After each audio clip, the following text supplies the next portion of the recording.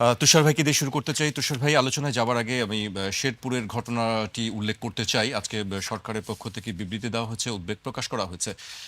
জামায়াত ইসলামের পক্ষ থেকেও কথা বলা হয়েছে। বলা হচ্ছে আলামত ভালো নয়। বিএনপির পক্ষ থেকে এই ঘটনার সুষ্ঠু তদন্ত দাবি করা হয়েছে। কিন্তু আমি আলোচনায় যাবার আগে আমি কিছু বক্তব্য তুলে ধরতে চাই। শেরপুরের সহিংসতায় জামায়াত ইসলামের এক রাজনৈতিক কর্মীর মৃত্যুতে অন্তর্বর্তী সরকার গভীর উদ্বেগ প্রকাশ করেছে। সরকার বলেছে, সহিংসতায় প্রাণহানি সম্পূর্ণ অগ্রহণযোগ্য ও অত্যন্ত দুঃখজনক। শেরপুরের সংঘর্ষ ও হত্যাকাণ্ডের ঘটনায় পুলিশ তদন্ত শুরু করেছে। এই ঘটনার সঙ্গে জড়িত সবাইকে আইনের আওতায় আনা হবে। নির্বাচনী আলামত ভালো নয় বলে মন্তব্য করেছেন জামায়াত ইসলামের আমির ডাক্তার শফিকুর রহমান। প্রচারে বাধা, হত্যা খুনের ঘটনায় নির্বাচন কমিশন ও সরকারকে উপযুক্ত পরিবেশ সৃষ্টির আহ্বান জানিয়েছেন তিনি। শেরপুরের ঘটনা অনাকাঙ্ক্ষিত, সুষ্ঠু তদন্ত চায় বিএনপি, মাহাদি আমিন বলেছেন বিএনপির পক্ষ থেকে। তুষার ভাই, ভোটের মাঠের কথার যে লড়াই, সেই কথার লড়াইটা আসলে সংঘাতের দিকে রূপ নিচ্ছে কেন? কথার লড়াই সংঘাতে রূপ নেয় না। সাধারণত ভোটের মাঠে লড়াই যখন এমন হয়ে যায় যেখানে কেউ এমন বাক্য কথা ব্যবহার করছেন যেখানে অন্য পক্ষ অপমানিত বোধ করে অথবা তাদেরকে আক্রমণ করা হয়, অথবা অনেক সময় ছোটোখাটো বিষয় যেমন ধরেন কে আগে বসবে কে পরে বসবে, এই রাস্তা দিয়ে কার মিছিল আগে যাবে, এইভাবে শুরু হয় বিষয়টা। ফলে ভালো কথা যদি হতো তাহলে এটা কখনো হতো না। যদি এক পক্ষের সঙ্গে অন্য পক্ষের যে মতদ্বৈততা সেটা যদি এরকম আমরা টেবিলে বসে মেটাতে দেখতাম তাহলে এটা হতো না। কিন্তু আমি যেখানে আপত্তি করি সেটা হচ্ছে উদ্বেগ প্রকাশ করেই থেমে গেলে হবে না। উদ্বেগ তো আরও আগেই ছিল, সবাই উদ্বিগ্ন। অতএব ভোটের মাঠে যেন লড়াই কোনোভাবে এরকম পর্যায়ে না পৌঁছায় সেই জন্য যথেষ্ট পরিমাণে আইন শৃঙ্খলা রক্ষাকারী বাহিনীকে যেমন নিয়োজিত করতে হবে, তেমনি দলগুলির প্রধান এবং দলগুলির যারা নিয়ন্ত্রক তাদের সঙ্গেও তত্ত্বাবধায়ক এই অন্তর্বর্তী সরকারের দায়িত্বশীল ব্যক্তিদের আলোচনা করতে হবে, যাতে করে কি ধরনের ইনস্ট্রাকশন যাবে, কি করা যাবে এবং কি করা যাবে না, এগুলি যেন তারা তাদের বক্তৃতার মধ্যে তাদের কথার মধ্যে রাখেন। আপনি কি কোথাও লক্ষ্য করেছেন কেউ বলছে যে উস্কানিতে পা দিবেন না, কিংবা কেউ যদি আপনাকে প্রভোক করে তাহলে পাল্টা আঘাত করবেন না, যে কোনো জায়গাতে পরিস্থিতি যদি ভায়োলেন্ট বা এক ধরনের আক্রমণাত্মক হয়ে ওঠে তাহলে কি করা উচিত, এই বিষয়গুলি কে বলবে? সকলেই ব্যস্ত আছেন। চাবি আপনার দেশের, দেশের চাবি আপনার হাতে, দরজা খুলে যাবে। দরজা খোলার আগে যদি এরকম অবস্থা হয় তাহলে দরজা কি করে খুলবে? এই জন্য দরজা খোলার আগে যে শান্তিপূর্ণ অবস্থাটা তৈরি করা দরকার, এই জন্য যে প্রোঅ্যাক্টিভিটি, এটা নির্বাচন কমিশনের ছিল না, এখনো নাই। আপনি এখনো বলেন নির্বাচন কমিশনের প্রচার প্রচারণা আপনার চোখে পড়েছে? আপনার চোখে পড়েছে এই ধরনের কোনো প্রচার প্রচারণা সরকারিভাবে, যেগুলি ভোটাররা কি ধরনের আচরণ করবে, সমর্থকরা কি ধরনের আচরণ করবে, এলাকার আইন শৃঙ্খলা কিভাবে রক্ষা করা হবে, এই বিষয়গুলি বলা হচ্ছে? এমনকি আমরা আগে দেখতাম ব্যালট পেপার কিভাবে ভাঁজ করে, কিভাবে সিল দেয়, সেই জিনিসগুলি অনেক প্রচারিত হতো, এবং এটা কিন্তু তফসিল ঘোষণার আগে থেকেই প্রচারিত হতো, কেননা এটা শেখানোর জন্য নির্বাচনের তারিখ লাগে না। কিন্তু এই জিনিসগুলি প্রচারিত হয়েছে। আমরা উল্টো দেখতে পাচ্ছি উপদেষ্টা একজন প্রার্থীকে সাথে নিয়ে জাগো জাগো বলে গানের রেকর্ডিং করছেন। এইগুলি করলে তো হবে না, এই জিনিসটা বুঝতে হবে। একটা জিনিস সবাই বলছে, বুঝছেন, যে এইবার নাকি অনেক ভোটার আছে যারা জীবনে প্রথম ভোট দিবে, কিন্তু ওনারা ভুলে যাচ্ছেন এইবার নির্বাচন কমিশন আছে যারা জীবনে একটা ভোট, এই প্রথম ভোট অর্গানাইজ করছে, তার আগে কোনো ভোট অর্গানাইজ করেন। আমরা বারবার বলেছিলাম যে সিটি কর্পোরেশনের নির্বাচন দেন, অন্তত 3-4টা সিটি কর্পোরেশন নির্বাচন দেন, নির্বাচন করে আপনারা সক্ষমতাটা দেখে নেন নিজেদের। ওনারা একবার জাতীয় সংসদ নির্বাচন করছেন, তাহলে ওনারা তো প্রথমবার। এবং এই অন্তর্বর্তী সরকারে যারা আছেন এদের মধ্যেও কিন্তু পুরনো উপদেষ্টা নাই, কিংবা পুরনো কালে অনেক উপদেষ্টা ছিলেন বা অনেক রাজনৈতিক ব্যক্তি বা রাজনৈতিক কাজকর্ম করেছেন, এরকম লোক নাই। এদের প্রায় প্রত্যেকেরই সমাজ সেবার ইতিহাস আছে। তো এদেরকেও তো বুঝতে হবে যে তারা এমন একটা জায়গায় পৌঁছেছেন, তারাও প্রথমবার। অতএব যারা আগে এই কাজগুলি করেছেন তাদের সবাইকে জেলে ভরে দিলেও অন্তত ওইখানে গিয়ে জিজ্ঞেস করা দরকার ছিল যে সমস্যাগুলি কোথায় হয়। কিন্তু আপনি বলছেন যে আপনি ভালো আপনি কথাই হয় না, তার ছবির ভালো নাম কথা বলি, আসবে কিভাবে? আমি একটা জি। ছবি নাম বলি। ছবিটার নাম হচ্ছে catch me if you can. তো সেখানে এই যে আজকে আমরা এমআইসিআর চেক ব্যবহার করি, আমরা ক্রেডিট কার্ডে নতুন নিরাপত্তা ব্যবস্থা পাই, এই পুরো ব্যাপারটা আমেরিকাতে শুরু হয়েছিল একজন থিফের মাধ্যমে, একজন স্ক্যামারের মাধ্যমে। তো তারা কিন্তু সেই স্ক্যামারকে পরে চাকরি দিয়েছিল যাতে পরবর্তী স্ক্যামগুলি না হয়। তো এইটা হচ্ছে আধুনিক বিশ্বের ধারা, যে কিনা এই কাজগুলি করে, যে হ্যাক করে তাকে নিয়ে চাকরি দিয়ে বলে যে আপনি হ্যাক ঠেকাবেন। আমি বলছি না যে সবাইকে ছেড়ে দেন, সবাইকে শাস্তি মকুব করে দেন, কিন্তু অন্তত তাদের সঙ্গে আলোচনা করা দরকার ছিল। অন্তত যারা এই কাজগুলি করেছে অন্তত দুই একজনকে এর ভিতরে রাখা উচিত ছিল, কিন্তু ওনারা রাখেন নাই, এই জন্য আজকে এই ধরনের পরিস্থিতি হচ্ছে। সামনে আরো হতে পারে। জি, আমি আপনার কাছে আবার আসবো। এই পর্যায়ে আমি শাহিন হাসনাতের কাছে আসতে চাই। শাহিন ভাই, সুবচন আসলে কেন নেই? মানে সুবচন কি আসলে নির্বাসিত? ধন্যবাদ হাসান জাকির, ধন্যবাদ আমার সহ আলোচক তুষার ভাইকে। আসলে সমস্যাটা যেটা হয়েছে সেটা হলো যে আমরা যেই প্রেক্ষিতে এই নির্বাচন আসছি, জুলাই গণ অভ্যুত্থানের পরে মানুষের যে একটা বৈষম্যহীন একটা ইনসাফপূর্ণ বাংলাদেশের যে একটা স্বপ্ন ছিল, কিন্তু শুরুতেই যেটা হয়েছে সেটা হলো যে একটু আগে আমার তুষার ভাই যেটা বলেছে আমি তার সাথে শতভাগ একমত। এই নির্বাচন কমিশনের সক্ষমতা আছে কিনা একটা নির্বাচন অপারেট করার। বিকজ যদি যেটা বলেছেন তুষার ভাই, স্থানীয় সরকারগুলোর নির্বাচনগুলো হতো, তাহলে কিন্তু কোথায় তাদের ভুল ত্রুটি, কোথায় তাদের আরও সক্ষমতা অর্জন করা দরকার, সেই বিষয়গুলো আলোচনায় আসতো। কিন্তু স্থানীয় সরকার নির্বাচন তো হওয়া তো দূরের কথা। আপনি নিশ্চিত জানেন যে গত মাসেই নির্বাচন কমিশন থেকে একটা চিঠি ইস্যু করা হয়েছে। অন্যান্য যে নির্বাচনগুলো আছে বিভিন্ন সংগঠনের প্রতিষ্ঠানের, এই নির্বাচনও হতে দেওয়া যাবে না। আরে যে নির্বাচন কমিশনের কাজই হলো নির্বাচনকে ফ্লারিশ করা, হ্যাঁ, এটাকে আরও বেশি পরিচর্যা করা। তারা যদি নিষেধাজ্ঞা দেয়, বিজ্ঞপ্তি দেয় যে নির্বাচন বন্ধ রাখো, মানে একটা জোকসের মতো যে আম্বানির মেয়ের বিয়ে হবে এত তারিখে, তার আগে যেন মালোপাড়ার ওই নিপেনের উপনের মেয়ের যেন বিয়ে না হয়। অতএব জাতীয় নির্বাচনের আগে আগের কোনো নির্বাচন করতে দেওয়া হবে না। আক্ষরিক অর্থে এটা একটা ভুল সিদ্ধান্ত হয়েছে। হ্যাঁ, আর নির্বাচন কমিশনের মধ্যে সদিচ্ছার প্রচণ্ড ঘাটতি আছে। তাদের এই যাবৎ যা কিছু আচার আচরণ আমার কাছে এলিজেবল বা আইনানুগ মনে হয় নাই, সন্তোষজনক মনে হয় নাই। যেমন ধরেন যে এই নির্বাচন কমিশন একটা একটা শুধু কোয়াশি জুডিশিয়ারি না, একটা কনস্টিটিউশনাল পোস্ট। এই জায়গাগুলোয় যারা দায়িত্ব নেন তারা কিন্তু শপথ নেন। কী শপথ নেন? তারা রাগ অনুরাগের ঊর্ধ্বে উঠে সেটা সংবিধান সমুন্নত রাখবে। তো যখন তারা এই মনোনয়নপত্রগুলো যাচাই বাছাই করতে গিয়েছেন, তখন দেখেছেন যে নির্বাচন কমিশনার বলেই ফেলেছে যে অনেক দুঃখ লইয়া দিয়ে দিলাম, টাকাগুলো শোধ করিয়া দিয়েন। তার মানে উনি এই ভারাক্রান্ত হয়ে দিয়েছেন, কিন্তু তার তো ভারাক্রান্ত হওয়ার কথা না। উনি তো নিজেকে পরিপূর্ণভাবে আইনের প্রতি অনুগত রেখে আচরণ করবেন।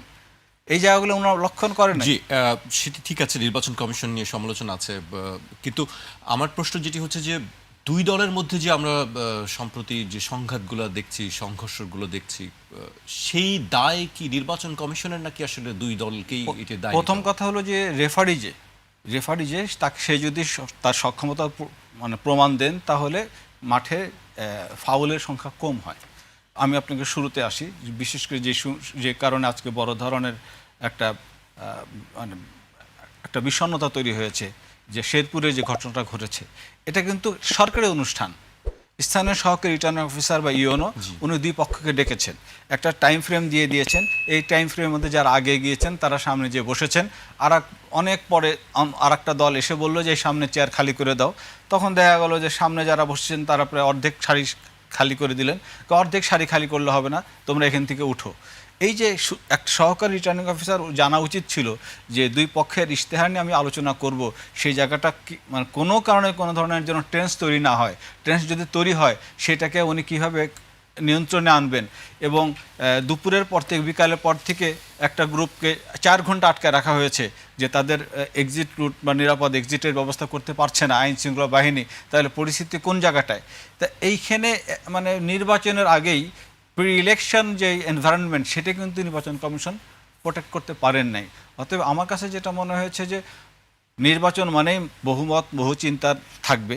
এই মত ভিন্নতার জায়গাটা যেন মত বিরোধে উস্কে না দেওয়া হয়। এই বিরোধ মানে সহিংসতা, সংঘাত। দিন শেষে আমরা সবাই যে দলই করুক না কেন, যখন প্রাণহানি সহিংসতা হয়, এর দিন শেষে আমরাই ক্ষতিগ্রস্ত হই। এতে দেশ দুর্বল হয়, জাতির মধ্যে যে ইন্টিগ্রিটি, বন্ধন, এই জিনিসগুলো দুর্বল হয়ে যায়। আমার মনে হয় যে নির্বাচন আচরণবিধি মানা হচ্ছে কিনা সেখানে তারা খেয়াল করছে না। অনেক জায়গায় আচরণবিধি লঙ্ঘন করে নানান ধরনের প্রচার চলছে, সেখানে নির্বাচন কমিশন তাদেরকে ভিজিবল করতে পারছে না। স্থানীয় সরকার বলি, স্থানীয় প্রশাসন বলি বা সিভিল ব্যুরোক্রেসি বলি, কেউ কিন্তু কোনো দায়িত্ব পালন করছে না। আপনি দেখেন যে ব্যুরোক্রেসি হেলান দিয়ে আছে একটা দিকে, তারা আপকামিং গভর্নমেন্টকে হবে সেদিকে তাদের মনোযোগ। যে তাদের সঙ্গে তারা নেক্সাস করতে পারলে হলো সামনে চুক্তিভিত্তিক নিয়োগ, পদোন্নতি, এগুলো সেগুলো তারা পাবে। আক্ষরিক করতে তাদের তো এই জায়গাটা যাওয়ার কথা ছিল না। খুবই ভয়াবহ চিত্র। এবং এরা আর একটা জানেন যে এটা একটা বড় একটা অংশ বাংলাদেশে যারা দীর্ঘদিন ক্ষমতায় ছিল, যারা ভোটের বিরোধী অংশ, তাদের ভূমিকাটা কি, তারা কোথায় ভিড়ে যাচ্ছে, সেখান থেকে তারা এই অন্তরাল থেকে কি কি নির্বাচনকে বিঘ্নিত করার জন্য কি কি কর্মসূচি নিতে পারে, এই নির্বাচনকে অস্থিতিশীল করা, এই জায়গাগুলো সরকার উচিত ছিল খেয়াল রাখা। আমি আপনার কাছে আবারও আসবো। আমি তুষার ভাইয়ের কাছে আসতে চাই এ পর্যায়ে। তুষার ভাই, কি হয় এই আলোচনাটা সব জায়গায় আমি আজকে প্রেস কনফারেন্স ছিল, সংখ্যালঘু জনগোষ্ঠীর তাদের একটি উদ্বেগের কথা জানিয়েছেন। তারা যেটি বলেছেন আমি একটু উল্লেখ করতে চাই। সংখ্যালঘু জনগোষ্ঠী ভোট দিয়ে নাগরিক অধিকার প্রয়োগ করতে চায়, তবে কোনোভাবেই জীবন, জীবিকা, সম্পদ ও সম্ভ্রম নিয়ে তাদের শঙ্কা ও উদ্বেগ কাটছে না। বাংলাদেশ হিন্দু বৌদ্ধ খ্রিস্টান ঐক্য পরিষদ এমনটা জানিয়েছে।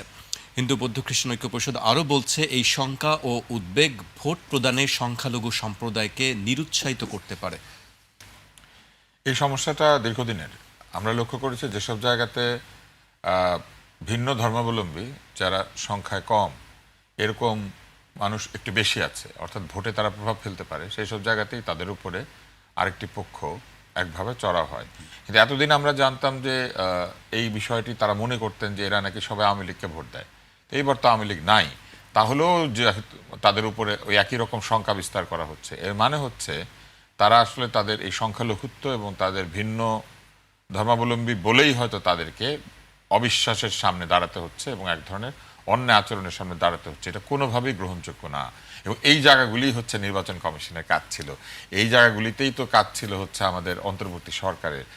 তারা এই জায়গাগুলিতে মনোযোগ দেন নাই ঠিক মতো। আজকে কি কারণে এই নির্বাচনের একদম সামনে এসে সংবাদ সম্মেলন করতে হবে, বলতে হবে আমরা শঙ্কাবোধ করছি, আমরা ভোট দিতে যেতে পারি কিনা, অথবা ভোট দেওয়ার পরে কি হবে, এই বিষয়গুলি নিয়ে তাদের মনে ভোটের ব্যাপারে তারা উৎসাহ পাচ্ছেন না। উৎসাহ পাচ্ছেন না কেন? তারা যে কথাটা বলেছেন সেটা হচ্ছে তারা নিরাপত্তার অভাব বোধ করছেন, জানমালের নিরাপত্তা। সোজা কথা, তারা ভোট দিলেন, ভোটে আশানুরূপ ফলাফল না হলে এক পক্ষ তাদের উপর ঝাঁপিয়ে পড়বে কিনা, আবার তারা ভোট দিতেই যেতে পারলেন না, অথবা তারা ভোট দিতে পারলেন, তাদেরকে হেয় করা হলো সমাজে, তাদেরকে নানান রকমের প্রতিকূলতার সম্মুখীন হতে হলো পরবর্তীতে। এই বিষয়গুলি নিয়ে তারা শঙ্কা প্রকাশ করেছেন। কিন্তু এই শঙ্কাটা নতুন না, এটা কিন্তু আমাদের জানা। তাহলে এই জানা বিষয়ে কেন সিদ্ধান্ত নিতে বা তাদেরকে আরো বেশি নিরাপত্তার যে অনুভূতি দেওয়া, সেই নিরাপত্তার যে আস্থা দেওয়া, সেটা কেন তারা পারলেন না, কেন পারছেন না? এই বিষয়টা তো জানা। শুধু কি সংখ্যালঘু, মানে সব নাগরিকের ক্ষেত্রেও তো একই বিষয়, যে সকল নাগরিকের নিরাপত্তাহীনতার কারণ আর যারা সংখ্যায় কম তাদের নিরাপত্তার কারণের মধ্যে খানিকটা তফাৎ আছে। সংখ্যায় কম হওয়াই কিন্তু একটা নিরাপত্তাহীনতার কারণ। আপনি যদি একটা জায়গায় দেখেন যে 15 জন লোক গন্ডগোল করছে, আপনি নিরস্ত্র, তাদের হাতে অস্ত্র, আপনি তাদের বিরোধিতা না করলে আপনি ওই রাস্তা দিয়ে যাবেন না, কেননা ওইখানে গন্ডগোল হচ্ছে, আমি তো নিরস্ত্র, আমার ওই দিক দিয়ে যাওয়া উচিত না, তাই না? এই কারণে আপনি সংখ্যায় কম বলে কিন্তু এটা হচ্ছে। কিন্তু ধরা যাক আপনার সাথে 100 জন লোক আছে, তাহলে কিন্তু সবাই আবার গিয়ে বলবে এই থামো, কি ব্যাপার, তোমরা এখানে কেন এরকম করছো? সংখ্যা নিজেই তো একটা শক্তি। এই যে সংখ্যা যে শক্তিতে পরিণত হয়ে যায়, নির্বাচনের সময় যাতে সেই শক্তি অন্যায়ভাবে প্রযুক্ত না হয়, এইটা দেখাটা হচ্ছে সরকারের কাজ। আপনি বর্ডার পার হলেই তো আপনি আমি সংখ্যালঘু। কেন সংখ্যালঘু? আমরা ধর্মীয় সংখ্যালঘু। তো এইরকম সংখ্যালঘুত্বের আরো কারণ আছে, জাতিগত সংখ্যালঘুত্ব থাকে। আজকে আপনি যদি ওইভাবে চিন্তা করেন, তাহলে যারা পাহাড়ে তারা আমাদের চেয়ে সংখ্যায় কম, তাই না? তো এই সংখ্যায় কম এই ব্যাপারটা কিন্তু এক এক জায়গাতে এক এক রকম। আপনি ধরেন ইউনিভার্সিটিতে গেলেন, দেখবেন নারীর তুলনায় পুরুষ ছাত্র কম, কিন্তু তারা কেন অনুভব করে না যে আমরা অনিরাপদ? কারণ ওই জায়গাতে ওই নিরাপত্তার অনুভূতিটা ওই প্রতিষ্ঠান দিতে পারে। কোনো ছাত্র ঢাকা বিশ্ববিদ্যালয়ে ভর্তি হলে যদি শোনে তার সঙ্গে একজন চাকমা, মারমা, গারো কেউ আছেন, তাহলে সে কিন্তু মনে করবে না যে তাকে আমার এখান থেকে বের করে দেওয়া উচিত। কেননা সে জানে যে এটা হলে পরে তার ছাত্রত্ব বাতিল হবে, সারা জীবনের জন্য সমস্ত ডিগ্রি বাতিল হবে, জীবনে কোথাও স্কলারশিপ পাবে না। ফলে ওর এলাকায় গিয়েও যদি গন্ডগোল করে, বিশ্ববিদ্যালয়ের মধ্যে করবে না। তো এই যে একটা প্রতিষ্ঠান, ওইখানে যারা থাকে তাদেরকে একটা অনুভূতি দিতে পারে যে তুমি এইখানে নিরাপদ, এইখানে সংখ্যাগুরু সংখ্যালঘু বলে কিছু নাই। ওই একই অনুভূতি কেন রাষ্ট্র বা সরকার আমাদের সমস্ত মানুষকে দিতে পারে না? এই প্রশ্নটা করা দরকার। জি, এই প্রসঙ্গে আরেকটি বিষয় চলে আসে যে আমরা এর মধ্যে দেখেছি পত্রপত্রিকার খবর যে ঢাকা শহরের রাজধানীর বেশিরভাগ ভোট কেন্দ্রই ঝুঁকিপূর্ণ। সেই বিষয়টিও কি আসলে ঝুঁকিপূর্ণ মানুষকে ভোট ভাবানো- কেন্দ্র কিভাবে হয় আপনি জানেন নিশ্চয়ই। ভোট কেন্দ্র ঝুঁকিপূর্ণ অনেকভাবে হতে পারে, যেমন ভোট কেন্দ্র নিজেই ঝুঁকিপূর্ণ। এমন একটা বাড়ির মধ্যে করা হয়েছে যে বাড়ি ধরেন নড়বড়ে, এমন একটা জায়গায় করা হয়েছে বৃষ্টি হলে পানি ঢুকবে, এমন একটা জায়গায় করা হয়েছে বাইরে থেকে আক্রমণ হলে কোনো দেয়াল নাই। এটা হচ্ছে অবকাঠামোগত নিরাপত্তাহীনতা, কিন্তু এর বাইরে আরও নিরাপত্তাহীনতা থাকে। যেমন মনে করেন আপনি ভোট কেন্দ্রে গিয়েছেন, ওই ভোট কেন্দ্রে যাওয়ার রাস্তাটা ভালো না, এটা এক ধরনের নিরাপত্তাহীনতা। যে আপনি আপনি স্বাভাবিকভাবে যেতে পারছেন না, রিক্সা উল্টায় পড়ে যাবে, এটাও একটা নিরাপত্তাহীনতা। কিন্তু এর বাইরে আরেকটা নিরাপত্তাহীনতা হচ্ছে সন্ত্রাসের নিরাপত্তাহীনতা, হুমকি। সেটার জন্য সিসি ক্যামেরার কথা বলা হয়েছিল, আমি দেখেছি শেষ মুহূর্তে সরকার সিসি ক্যামেরাতে রাজি হয়েছেন। আমরা দেখলাম পুলিশকেও বডি ক্যাম লাগিয়ে দিয়েছেন, কেউ অপরাধ করলে বডি ক্যামে সব উঠে যাবে। এই জিনিসগুলি ভালো, এগুলো কিন্তু আরও আগে করলে আরও ভালো হতো। আমি তো মনে করি সবসময় এই ক্যামেরা অন থাকা, পুলিশের সঙ্গে যে কোনো কিছু হলে যেন কে করছে এটা দেখা যায়, এই ব্যাপারগুলি আমি মনে করি যে ভালো এফেক্ট হয়েছে। কিন্তু এর বাইরে এলাকাতে নিরাপত্তা রক্ষার জন্য বরং বেসরকারি মানুষকে নিয়োজিত করা যেতে পারত। আপনি যদি চিন্তা করেন, এই ইসলামী ব্যাংকের লোকজনকে এনে ভোটের কাজে না লাগিয়ে বরং সামাজিক নিরাপত্তা বিধানে এলাকাতে বৈঠক করে ইমাম, মুয়াজ্জিন, এলাকার ধর্মীয় নেতা, এলাকার সামাজিক নেতা, এলাকার সামাজিক সংগঠন, এদেরকে আমি মনে করি যে এই ভোট কেন্দ্রের নিরাপত্তা দেওয়ার জন্য যুক্ত করা যেতে পারত। আরেকটি বিষয় হচ্ছে যে এই ব্যাপারে সচেতনতা সৃষ্টি, যে আপনি একসঙ্গে ভোট দিতে যান, কোথাও বাধা সৃষ্টি হলে ওইখানে গন্ডগোল তৈরি না করে আইন শৃঙ্খলা রক্ষাকারী বাহিনীকে অবহিত করেন। আপনি আপনার সাথে যদি ফোন থাকে, ক্যামেরা থাকে, যারা অন্যায় কাজ করছে তাদের ছবি এবং তাদের শব্দ আমাদের কাছে পাঠান। এরকম কোনো জায়গা থাকা উচিত ছিল। সেইগুলি যদি আপনি করতে পারতেন তাহলে দেখতেন যে আরও কমে যেত এই নিরাপত্তাহীনতার বিষয়টি। আর এরপরে তো আরেকটা নিরাপত্তাহীনতা আছেই। আমরা ভাবি যে দিনের ভোট রাতে হয়, রাতের ভোট দিনে হয়, ভোট দিলাম সেই ভোট গুনবে কিনা। এটা হচ্ছে ভোটারের ভোট সংক্রান্ত প্রসেস ঠিক মতো না হওয়ার নিরাপত্তাহীনতা। সেই নিরাপত্তাহীনতা কিন্তু আমরা এর আগে ফেস করেছি। এটা কিভাবে সরকার মোকাবেলা করবেন, এটা সরকার করবেন। আরেকটা হচ্ছে সর্বশেষ, ভোটের পরে একটা গন্ডগোল হয়। অতীতে আমরা দেখেছি ব্যালট বাক্স চুরি করে নিয়ে যায়, ব্যালট পাওয়া যায় পুকুরের মধ্যে। তো এই নিরাপত্তা দেওয়ার দায়িত্ব কিন্তু আর কারো না। ভোট শেষ হয়ে যাওয়ার পরে ভোটটা ঠিকমতো গোনা এবং ভোটটা গুনে ঠিকমতো ফলাফল প্রকাশ করা, ব্যালট বাক্সকে সংরক্ষিত অবস্থায় রাখা, এটা সম্পূর্ণভাবে সরকারের দায়িত্ব। সরকার নির্বাচন কমিশনের নির্দেশ অনুযায়ী এই নিরাপত্তা বিধান করবেন। সেই নিরাপত্তা তারা সেদিন বিধান করতে পারছেন কি পারছেন না, ওটা ওই দিন বোঝা যাবে। মানে